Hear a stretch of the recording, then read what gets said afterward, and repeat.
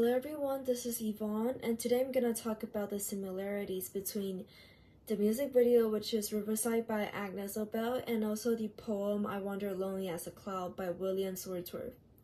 So first of all, I'd like to talk about the similarities, which is like both actually talks a lot about nature. Like it's their major comfort when they're facing at their lowest, and also how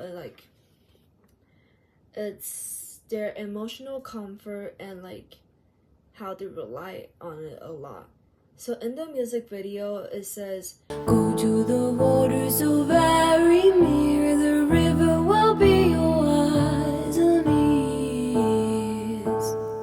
So it actually talks about like how the author is trusting the river and also relying on its comfort and its presence, since the river is acting as her eyes and ears, which is really important, since like eyes and ears actually it's really important for us to see what we are being through and like to notice the surroundings or the situation that we're currently in, which is really important for providing us a sense of security. So in the music video where it says like the river will be your eyes and ears, it actually suggests how nature is being trustable and like relied a lot on providing us a sense of security and the emotional comfort when we're facing at our lowest. And also for the poem I Wander Lonely as a Cloud, the nature is actually seen as like also emotional support when like the author is facing their pensive mood or something. So in the last stanza it says like, "For often when on my couch I lie, in vacant or in pensive mood, they flash upon that inward eye, which is the bliss of solitude." So in the author's worst state, they're there to accompany him or to like push him through the state of solitary and like anxiety and depression. So it actually says how like the authors also rely a lot on the nature in order to get him out of that state or to like provide him a sense of emotional comfort and like a sense of home when he's facing solitary. So like two key difference between the two art is actually how like they dive into different aspects of how nature is assisting them throughout their life and throughout the situation they're facing, like the conflict they're facing. So first of all, I'm gonna start with the music video. So it's kind of complicated where like it actually says how nature is acting as an assistant for their transformation of life, like transformation of their past self to a new self, like the older self to a new self. So I'm gonna draw it down. You know how like in life is like this, right? There's the past. This is not English class, but like yeah, past, present, and future. Right? Like there's the past, present, and future. And the whole music video is about how a girl is getting to the riverside. So like it's getting, so here at first, this part, she's traveling with a bicycle, like yeah, like she's like riding a bicycle and setting her journey to the riverside. However, in the middle part, the bicycle just mysteriously got burned, like get on fire. Down by the river every day. Oh my God, I see how everything is torn in the river deep, and I don't know why I go the way down by riverside.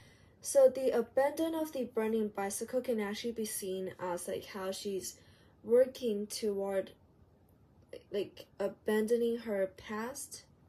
Like, you know how like this is the past, right? They're working throughout the present. So these are the memories. So it kind of seems like how she's like abandoning her past memories and her past bad experiences, and she's trying to move on. She's trying to move on to her goals. Yeah? And then later on, I also mentioned how like to wash off the dirt on the riverside. So the dirt can be seen as the bad memories that happened before, like, you know, happened, like, for example, I feel terrible, and that's the dirt on my life. So I'm gonna abandon it, I'm gonna wash it off. So this is like the abandon, of past. However, here, like, as they're going through the riverside, they're like happy, you know? They're like super happy. However, here it says like, I walk to the borders on my own, fall in the water just like a stone, chill to the marrow and them bones. Why do like, the man just mysteriously pushes the girl down to the water, which can be kind of weird because like we're not sure if it's on accident or if it's on purpose. However, he just did and pushed it off. So the riverside here can be acting as a boundary, since like in the end the girl just showed up and get it up from the river without getting actually like wet. So it shows how like the riverside is acting as a boundary between the state of being, like how like she's abandoning her older self and then turning into the future self, like the newer self. So the river here acts as a boundary, or as the whole, like the final process of abandoning the past and toward the future, like toward the newer self, like the transformation of their identity and stuff. It can also be suggested by the line where it says like everything is torn in the river deep, where like it actually symbolizes how like when the author gets into the water, everything is torn away. Like it's the final abandon of the past. Like they're trying to move on. So like her past self, her older self are being torn away, and then she just got a whole clear memories, a whole like new identity, a whole new stuff, and it symbolizes the final transformation. So yeah. So like the whole thing is about how like the girl is transformation into like a whole new person or into a whole new world. So like nature is actually acting like a, just like what I said, it's acting like an assistant of abandoning her past and into the future. Now I'm gonna go to the I Wander Lonely as a Cloud by William Wordsworth. So like in the whole poem I wrote it down, and I realized that it's actually about how like the author is experiencing through like solitary, like he's floating above everything, meaning that he's being lonely, he has nothing. However, he saw the daffodils and he saw these stars that's like dancing, which symbolizes how nature is accompanying him when he's like all alone. And like he also suggests how like nature taught him how solitary is actually not a bad thing, since in the line in the final stanza it says like, which is the bliss of solitude. So without solitude you can't see those things. Like if you're not being that like floating as a cloud, you can't see how beautiful the daffodils are, or you can't see how like the stars are actually dancing at you. Like it's actually suggesting how solitary is actually not that bad thing, and it's like actually not happy, but like not bad too. Like you still have the advantages. You still have like you still can see how nature is trying to cheer you up and try to accompany you. So yeah, these two are the key difference, how like the two author utilizes nature as their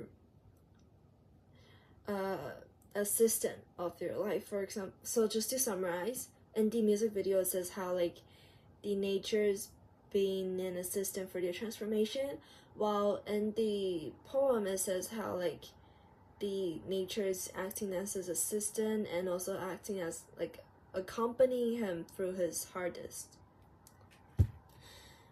So here I'm gonna talk about my personal relation, like how can I relate to these arts. So I'm not kind of like a sporty person. I don't like nature that much. However, last time when I'm joining the others for the Hehua Mountain, even though it's really hot there, even though there's a lot of mosquitoes there, I feel the sense of like support and comfort that nature actually gives me. Like, for example, when I'm like at my lowest, I was like so tired and I was like, oh, can I give up? And like, even though the others are like I'm not blaming them, but like they're focusing on their stuff, so like there's no sense of group work. Actually, they're just like trying to move on to the mountains. However, like the nature, like the sense of nature just gives me a sense of home, like how I feel kind of like being supported when I'm climbing up the mountain. Like even though it's tiring, but it's pleasant, like it's really good, it feels really good. And also like when I'm at my lowest, I'll always try to find something that can comfort me actually. Like for example, last time I just yelled inside of the cave and trying to hear the echoes. It's actually really good. It feels really good since like I release myself. I release my how do I say, like I release my very hurtful, not hurtful, but like sad stuff, and I was like so it actually helps me to release my inner emotions, which I cannot really show it to everyone and when I'm at school or like when I'm at home. So like and then it actually feels very good. So I myself actually really feel the rely on nature, even though I don't really get in touch with it a lot. I don't really like nature that much, but like it makes me feel a sense of home and like comfort. You get what I mean? So like that's how I relate to the music video and also like the poem.